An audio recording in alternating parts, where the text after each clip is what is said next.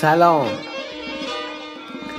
من میخوام بگم چقدر زندگی ها رو سخت کردیم، چقدر زندگی ها پاستوریزه شده، چقدر زندگی ها فانتزی شده. وقتی من به بچه ها میگم در دهه 60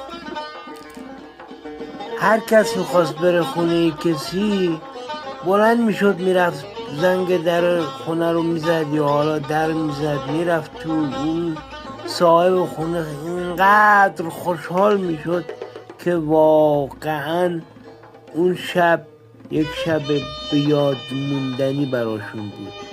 ولی الان نه، الان باید تماس بگیری. اگر وقت داشته باشن، اگر دوست داشته باشن، اگر مزاحم نباشی میتونی بری. اونم چه رفتنی.